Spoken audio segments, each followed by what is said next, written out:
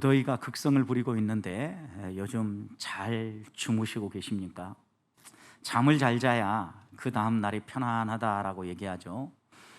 저도 폭염 때문에, 열대야 때문에 자다가 한두 번 이렇게 깨고 나면 새벽 기도회를 나오려고 할 때 평소 다른 때보다 훨씬 피곤하다라는 것을 느끼게 되거든요.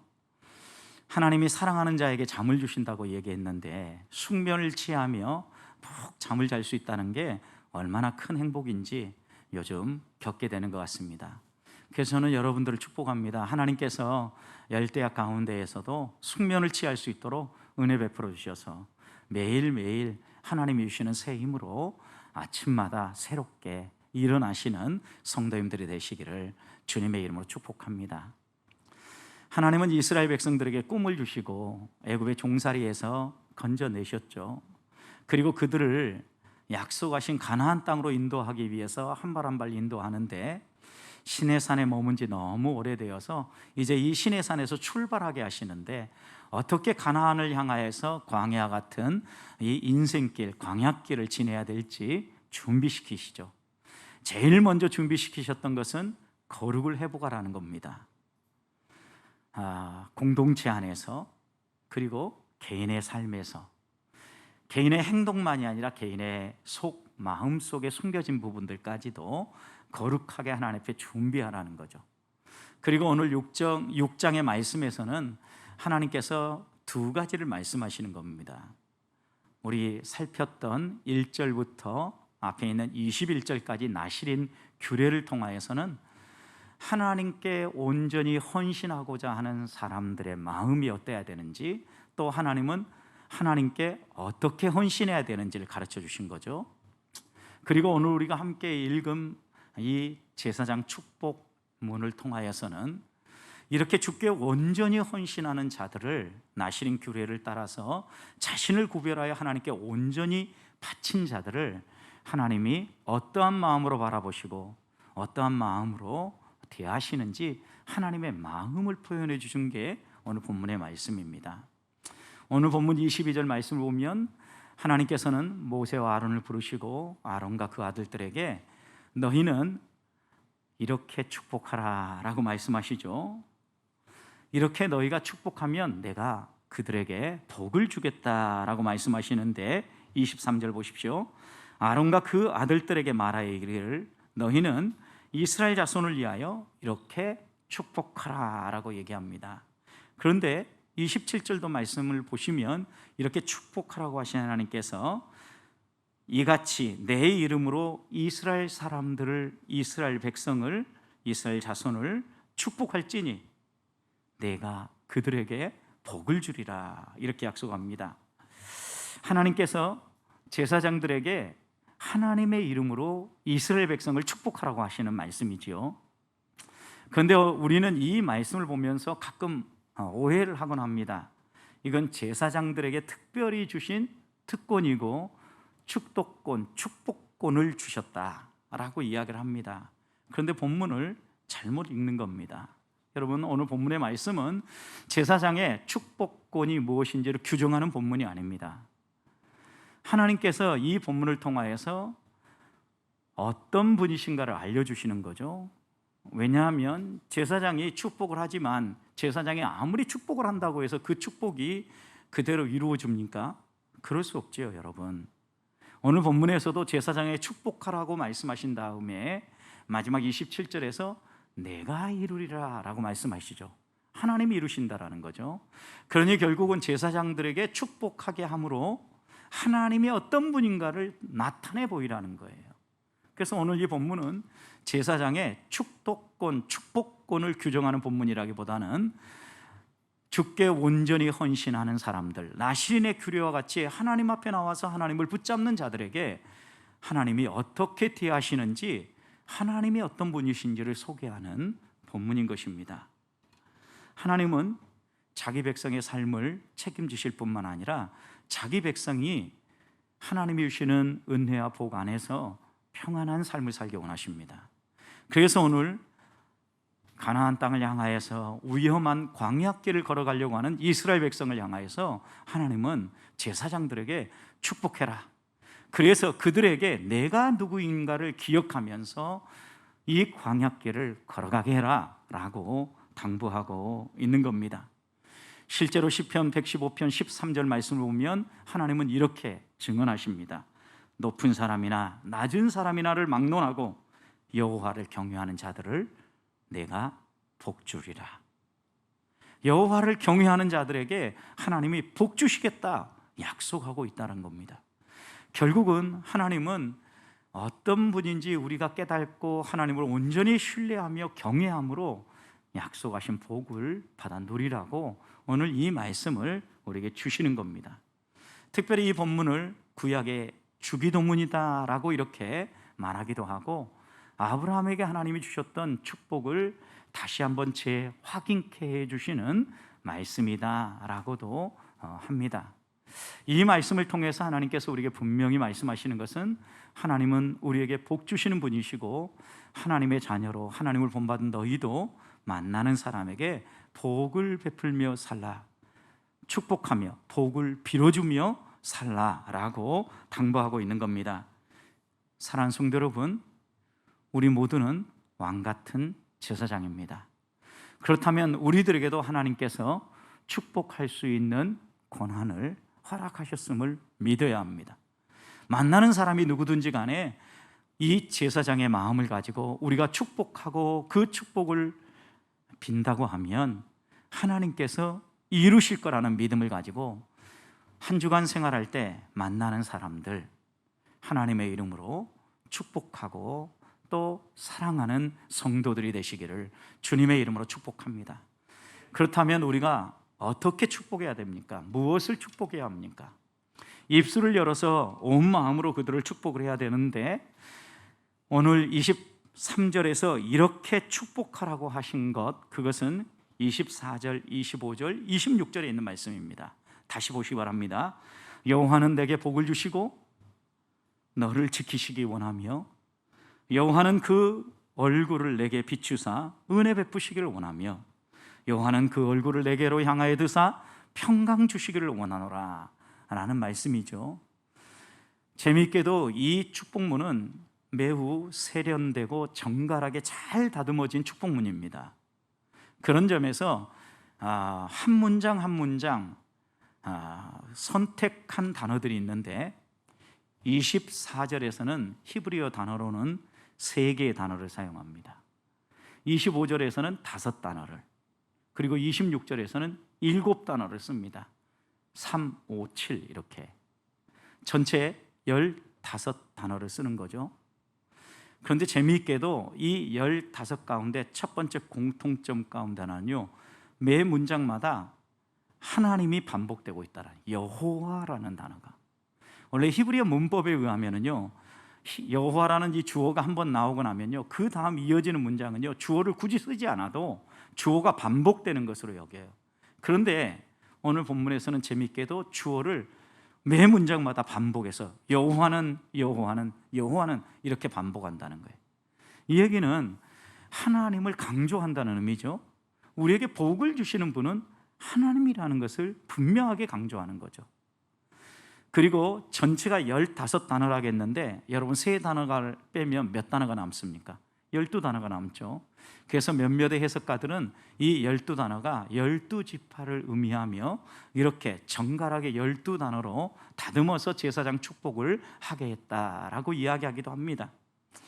그런데 그 무엇보다도 이 단락에서 우리가 눈여겨보아야 될 것은, 모든 구절마다 앞에 나오는 동사와 뒤에 나오는 동사가 2개씩 나오는데, 앞에 나오는 동사는 원인을 의미하고 뒤에 나오는 동사는 결과를 나타낸다라는 거예요. 앞에 나온 동사가 하나님이 행하시는 일이라고 하면, 뒤에 나오는 동사는 하나님의 행하심으로 말미암아 얻어지는 열매, 결과라는 거예요.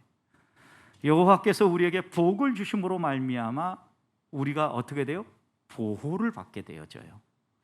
25절, 여호와께서 우리를 향하여서 그의 얼굴 빛을 비춰주심으로, 얼굴을 대면하여 우리를 만나주심으로 우리에게 무엇이 주어져요? 은혜가 내려오는 거예요. 그리고 26절에 여호와께서 그 얼굴을 우리를 향하여 드시는 거예요. 여기에 드신다라는 의미는 얼굴을 높이 든다, 결국 사랑스러운 마음으로 우리를 바라보신다라는 거예요. 하나님께서 우리를 사랑스러운 마음으로 바라보심으로 우리에게 무엇이 주어져요? 평강이 찾아오게 되는 거예요.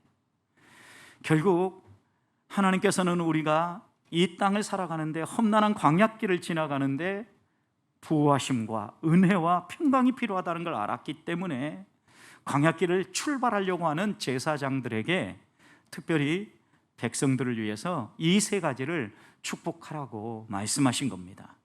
오늘 우리도 험난한 광야길을 지나고 있습니다. 우리가 만나는 사람들에게 무엇을 지금 축복하라고 얘기하는 겁니까? 하나님께서 그들을 지켜주시고, 하나님께서 그들에게 은혜를 베풀어 주시고, 하나님께서 그들에게 평강 주시기를 축복하라는 것입니다. 만나는 사람들, 그들이 때로는 우리의 불편한 마음을 만들어내고 심지어 원수와 같은 마음을 들게 하는 사람들도 있을 것입니다. 하나님은 누구를 특별히 선별하지 아니하시고 만나는 사람 누구든지 우리의 입술을 열어서 이렇게 축복하는 삶을 살기를 원하십니다. 한 주간 생활하실 때 가정에서부터 우리가 만나는 이웃들을 하나님이 지켜주시기 원합니다.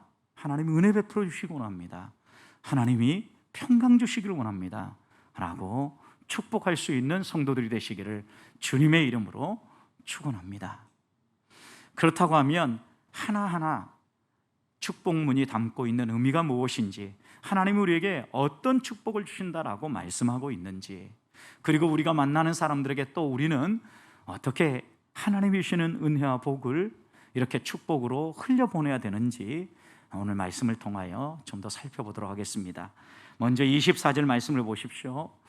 하나님이 제사장들을 통하여서 이스라엘 백성을 축복하라는 첫 번째 축복문은, 여호와는 내게 복을 주시고, 복을 주셔서 어떻게 하기를 원하신다고요? 너를 지키시기 원한다 라고 이렇게 말씀하셨습니다. 여기에 우리가 먼저 기억해야 될 단어는 복이라는 단어예요. 복에 대해서 싫어하는 사람은 없죠. 복이라고 하면 이 땅을 살아가는데 우리의 필요한 모든 것들이 채워지는 겁니다. 장애물이 없는 것입니다. 어려움을 만나지 않는 것을 우리는 복이다라고 이야기를 합니다. 분명히 오늘 이 단어, 복이라는 단어가 이런 의미를 담고 있습니다. 그런데 히브리어의 이 복, 바라크라는 단어는 단순히 이런 의미만 담고 있는 것이 아니라 하나님을 찬양한다라는 의미도 담고 있고, 하나님께 무릎 꿇어 엎드린다라는 의미도 담고 있어요. 결국 하나님이 주시는 복이 이 세상을 살아가는데 우리에게 필요한 외형적인 것, 물질적인 것, 그리고 마음의 평안과 같은 이런 복만이 아니라 하나님의 말씀을 바로 깨닫고 하나님이 누구인가를 깨닫고 하나님을 찬양하며 하나님의 말씀에 순종하는 삶을 복이다 라고 이야기함을 기억해야 합니다. 우리는 전자에 나오는 우리의 필요한 모든 것들이 채워지는 복만을 생각하기 쉬운데, 하나님은 이런 외형적인 물질적인 복만이 아니라 하나님이 누구신가를 깨닫고 우리들이 하나님을 찬양하며 하나님의 말씀에 순종하는 복을 누리기 원하신다는 말씀입니다. 성도 여러분, 우리가 하나님의 말씀을 깨닫고 하나님 말씀에 온전히 순종하며 복종하며 따라가면요, 그렇게 찬양하며 걸어가면요, 하나님이 우리를 어떻게 해요? 지켜주신다라는 게, 하나님의 지키심이, 하나님의 보호하심이 자연스럽게 우리의 삶에 나타난다라는 거예요. 지금 이스라엘 백성이 어떤 상황입니까? 광야를 걸어가야 합니다. 낮에는 뜨거운 태양이 장렬하는 광야길입니다. 밤에는 매서운 추위가 위협하는 광야길입니다. 그러기에 밤에는 맹수가 언제 달려들어서 그들을 공격할지 모르는 이런 위험한 길을 가야 하는 상황입니다. 또 하나님이 약속하신 가나안 땅을 꿈을 꾸고 가지만 그 가나안은 이미 그들보다 훨씬 힘있고 또 좋은 무기를 가지고 무장한 사람들이 살고 있다는 이야기도 분명히 그들 마음속에 전해들어서 알고 있을 겁니다. 여러분, 이런 상황에 이들에게 꼭 필요한 게 무엇이겠습니까? 하나님이 너희를 지켜주신다, 하나님이 너희를 보호해 주신다 라는 이 축복이 이들에게 꼭 필요했기 때문에 하나님은 이 행진에 앞서서 먼저 아론과 그 아들들 제사장들에게 이렇게 축복하라고 말씀하시는 겁니다. 실제 우리도 이 땅을 살아가면서 하나님의 이런 복과 보호하심이 꼭 필요합니다. 이 땅을 살아갈 때 하나님께서 우리에게 복을 주지 아니하시면, 하나님의 말씀을 깨닫고 하나님을 찬양하게 만들고 하나님의 말씀에 순종할 수 있는 그런 힘을 주지 아니하시면 어떻게 우리가 이 땅에서 성도답게 살아갈 수 있겠습니까? 하나님이 주시는 복이에요. 이게 내가 하나님의 말씀을 지킬 수 있고 하나님을 찬양할 수 있고 하나님의 말씀을 따라 살아갈 수 있다면 하나님이 내게 큰 복을 주신 거예요. 이것과 함께 오늘 내가 먹을 것이 있고 이 땅을 살아가는데 특별히 하나님이 부르신 믿음의 조상인 아브라함에게 약속한 복이 무엇이었습니까? 창세기 12장 1절 이하의 말씀을 보면 하나님은 세 가지를 약속하여 주셨습니다. 자손을 주시겠다, 땅을 주시겠다, 그리고 물질에 복을 더하여 주겠다 약속하신 거 아닙니까, 여러분? 그렇다면 우리에게도 하나님이 이 땅을 살아가는 동안 하나님을 의지하고 하나님의 말씀을 붙잡고 살아갈 때 하나님이 더불어서 함께 주시는 복은 때를 따라 먹을 것을 채워주시고 또 우리에게 필요한 땅, 지경을 넓혀주시고 더 나아가서는 무엇보다도 우리가 이 땅의 여러 물질의 필요 때문에 고통당하지 아니하도록 채워주시는 복을 약속하고 계신다라는 겁니다. 저는 하나님께서 이런 복을 우리 보배교회 성도들에게 내려주시기를 소망합니다. 하나님이 이렇게 복을 주심으로 말미암아 우리에게 나타나는 결과가 무엇입니까? 아, 하나님이 내 인생길을 지켜주시는구나, 하나님이 보호하시고 하나님이 책임져 주시는구나, 이 믿음과 이 고백이 나와야 우리가 아무리 험난한 이 인생길을 걸어가도 당당하지 않겠습니까? 실제 우리가 걸어가는 이 세상 보십시오. 전혀 예측하지 못하는 일들이 우리 눈앞에 터지면서 우리를 흔들어 놓고 있지 않습니까? 코로나19 백신만 나오면 좀 괜찮아지겠지 그랬는데 백신 나왔더니 더 강한 바이러스가 우리를 오히려 또 흔들고 있지 않습니까? 이런 모든 것을 볼 때마다 하나님이 돌봐주지 아니하시면, 먼저 하나님이 우리에게 복을 내려주지 아니하시면 하나님의 보호하심, 하나님의 지켜주심도 없다라는 것을 절실하게 깨닫게 되는 거죠. 저는 그래서 우리 모든 성도들이 하나님이 어떤 분인가에 대해서 선명하게 이해하고 하나님이 우리에게 주시는 이 복을 먼저 기대하고 소망하기를 소망합니다. 그리고 우리가 정말 이런 복을 받아 누리기 원한다면 하나님이 제사장에게 축복하게 하신 것은 무슨 이유예요? 이렇게 축복하면서 하나님이 이렇게 복 주시는 분이라는 것을 깨우치면서 하늘의 하나님을 바라보게 한 거예요. 하나님이 누구신가를 알게 하는 거예요. 그러니 우리 성도들이 뭘 해야 되겠습니까? 만나는 사람을 축복해야 되는 겁니다. 하나님이 복 주시기를 원합니다. 그래서 한 주간 동안도 지켜주시기를 소망합니다. 이렇게 축복함으로 말미암아 시선을 나를 바라보는 것이 아니라 우리에게 복 주시는 하나님을 바라보도록 만나는 사람들을 축복할 수 있는, 또 그렇게 한 주간을 사시는 성도님들 되시기를 소망합니다. 하나님 앞에 이렇게 축복하며 살면 시편 121편 하나님 분명히 이렇게 약속하셨습니다. 우리를 지키시는 하나님은 졸지도 아니하시고 주무시도 아니하시는 그 하나님이 낮의 해와 밤의 달이 너희를 상치 않도록 보호하실 것이며 너희의 출입을 지금부터 영원까지 들어가도 나가도 안전하게 지켜주시면서 너희 출입을 지금부터 영원까지 지켜주시리라 약속하셨습니다. 한 주간 이런 하나님의 은혜 누리며 이웃들을 축복하며 사시는 성도님들이 되시기를 주님의 이름으로 축원드립니다. 두 번째 복입니다. 하나님은 아론과 그 아들들에게 25절 말씀을 보면 여호와는 그의 얼굴을 내게 비추사 내게 평강 주시기를 원하노라 라고 축복하라고 합니다. 여러분, 여기에서 먼저 원인이 되는 게 무엇입니까? 하나님이 그 얼굴빛을 비춰주시는 겁니다. 그래야 우리에게 평강이 주어지는데, 하나님이 그의 얼굴빛을 비춘다라는 의미는 대면하신다라는 의미예요. 얼굴을 마주하신다라는 거예요. 얼굴을 마주하시고 우리에게 은혜를 베풀어 주시는데, 여러분, 은혜가 필요할 때가 언제입니까? 은혜가 필요한 때. 은혜는 값없이 주어지는 것인 동시에 내 힘과 내 능력으로 해결할 수 없는 문제를 만났을 때 은혜가 필요하지요. 그래서 하나님 앞에 나가서 하나님, 지금 은혜가 필요합니다. 은혜 베풀어 주십시오 라고 고백할 때가 언제입니까? 우리 힘으로 할 수 없는 일들을 만날 때죠. 이스라엘 백성도 보십시오. 애굽에서 나올 때 하나님께서 은혜를 베풀어 주셔서 애굽 사람들에게 양식도 얻게 하시고 여러 필요한 것들도 얻어 나오게 하셨죠. 여러분, 그런데 하루 이틀이 지난 게 아닙니다. 시내산에 머문 지 1년이 지나갔습니다. 그들이 얼마나 많은 양의 양식과 필요한 물을 가지고 나왔을지 모르지만 어느 정도 이제는 떨어질 때가 된 거 아닙니까? 아니, 이미 떨어졌지요, 여러분.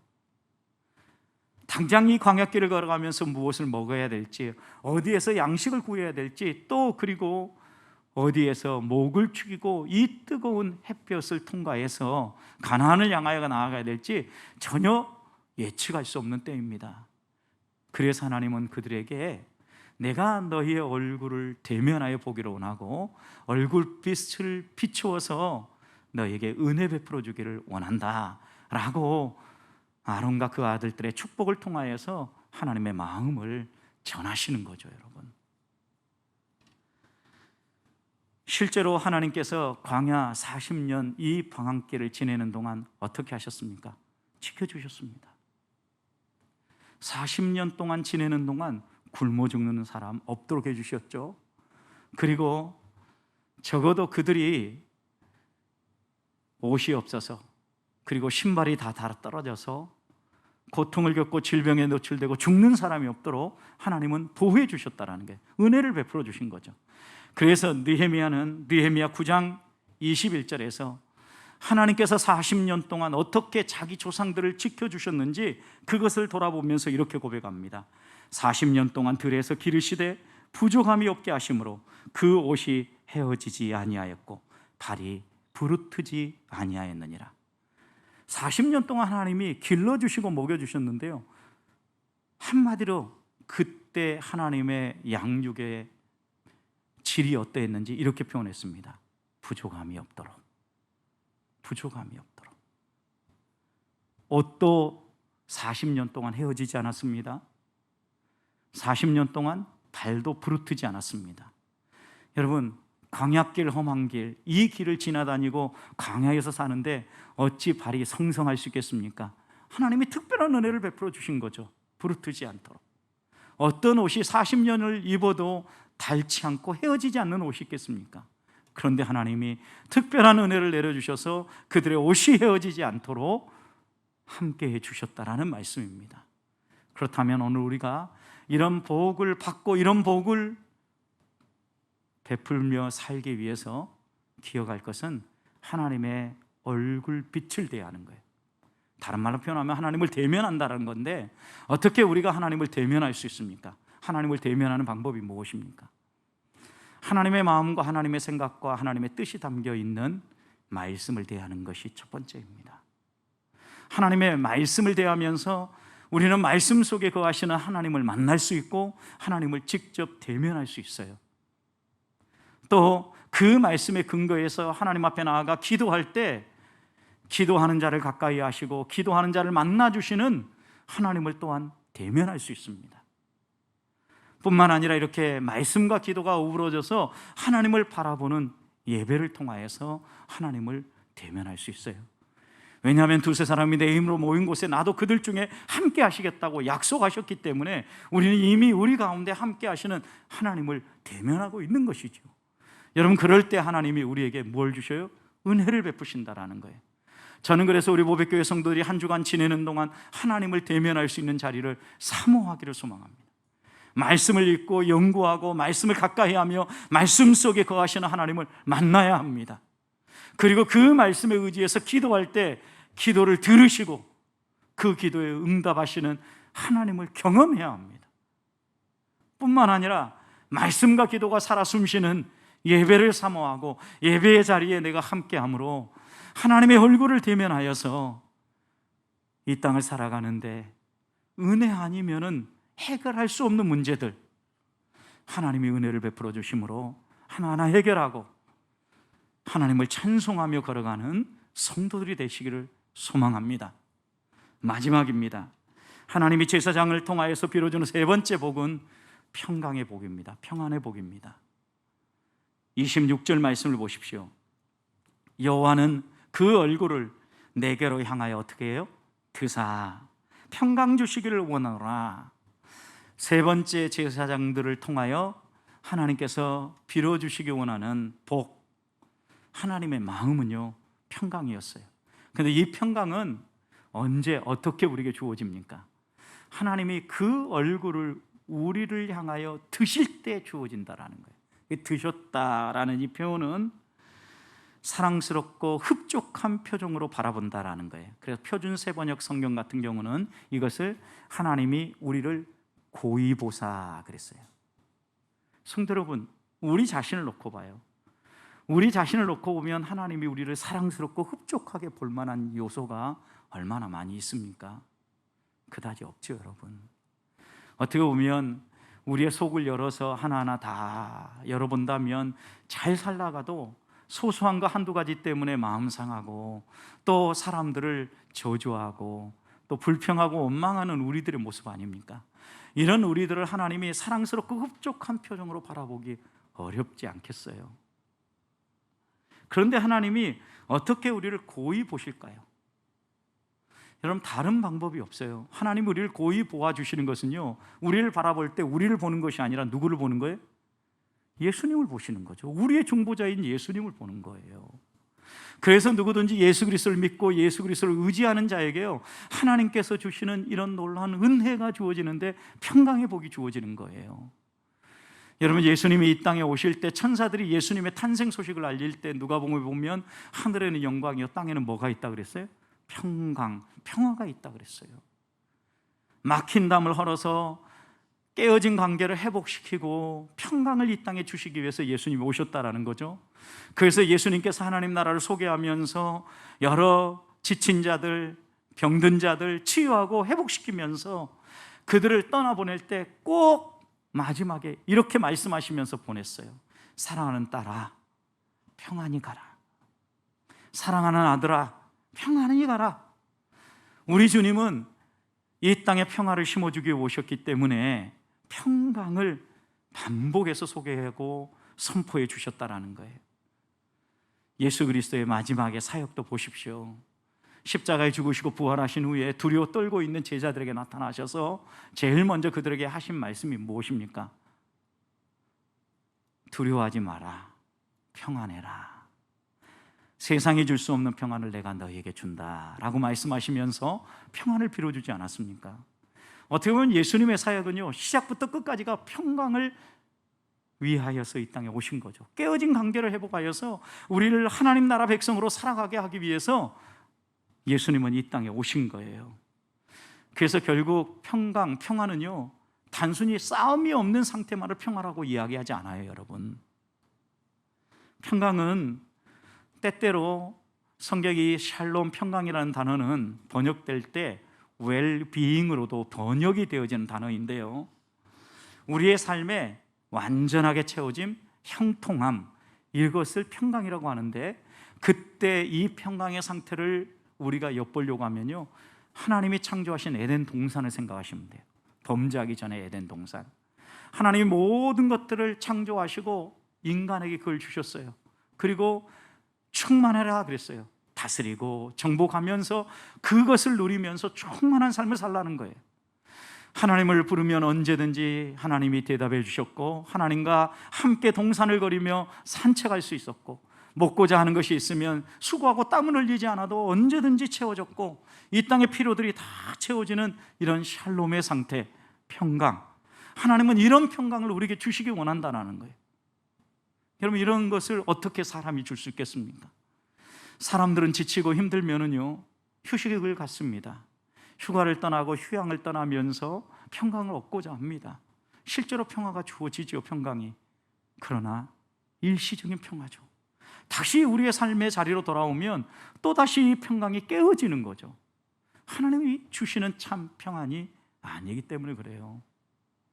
또 어떤 사람들은요, 철학을 잘 깨닫고 마음가짐을 새롭게 하면은 평강이 주어진다고 해서 명상을 하기도 하고 수련을 하기도 하고 학문을 하기도 합니다. 때로는 어떤 종교에 기의하여서 종교의 가르침을 따름으로 평강을 얻고자 합니다. 여러분, 그런데 이런 인간의 노력으로 얻는 평강은요, 오래가지 못해요. 하나님이 처음 창조하시면서 우리에게 주신 이 평강은 누리지 못한다라는 거예요. 이런 참 평강은요, 하나님 안에서만 누릴 수 있는 거예요. 그래서 하나님은 오늘 우리들에게 그 얼굴을, 그의 얼굴을 우리를 향하여 드셔서 우리를 사랑스럽고 흡족한 눈으로 바라보셔서, 왜요? 예수 그리스도가 우리의 모든 죄를 갚아주시고 우리를 그리스도의 보혈로 덮어주셨기 때문에 우리를 바라볼 때마다 하나님은 우리의 연약한 모습을 보는 것이 아니라 우리를 덮으신 예수 그리스도의 보혈, 예수 그리스도의 십자가의 구속을 보시기 때문에 우리를 향하여서 어때요? 사랑스럽고 또 우리를 향하여서요, 흡족한 표정을 가지고 평강을 선언하시고 복을 주신다라는 말씀입니다. 저는 한 주간을 살아갈 때 십자가 구속의 은혜에 대해서 먼저 감사하면서 십자가의 주님을 견고하게 붙잡는 성도들이 되기를 소망합니다. 우리가 주 앞에 가까이 나아갈 수 있는 것, 성소를 통과해서 지성소원까지 들어갈 수 있는 비결은 예수 그리스도께서 십자가에서 이루신 구속 때문입니다. 그 십자가의 보혈을 힘입어서 우리가 나아가는 겁니다. 우리가 이 보혈을 의지하고 하나님 앞에 나아갈 때 하나님은 그 얼굴을 드사 우리를 사랑스럽고 흡족하게 바라보사 우리에게 평강의 은혜를 베풀어 주실 것입니다. 그리스도 안에만 평강이 있습니다. 주 안에만 평강이 있습니다. 우리가 평안히 눕고 또 자기도 하리니 나를 안전하게 살게 하시는 이는 여호와 하나님입니다 라는 다윗의 고백, 시편 4편 8절이죠. 기억하십시다. 하나님만이 주실 수 있는 이 평안 우리들이 누리면서 우리가 만나는 사람들에게 우리도 하나님의 사람으로서, 하나님의 대언자들로서 축복하며 살아야 되지 않겠습니까? 덥고 땀 흘리고 우리의 마음이 짜증스러울 수 있는데 이럴 때일수록 우리의 입술을 열어서 하나님께서 당신에게 복을 주셔서 지켜주시길 원하고, 하나님께서 당신에게 얼굴빛을 비추어 주셔서 은혜 베푸시기를 원하고, 하나님께서 그 얼굴을 당신에게로 향하여 드셔서 평강 주시기를 원합니다 라고 이렇게 축복하면서 하나님의 보호하심, 하나님의 은혜, 하나님의 평강을 빌어주는, 축복하는 삶을 사시기를 주님의 이름으로 축원드립니다.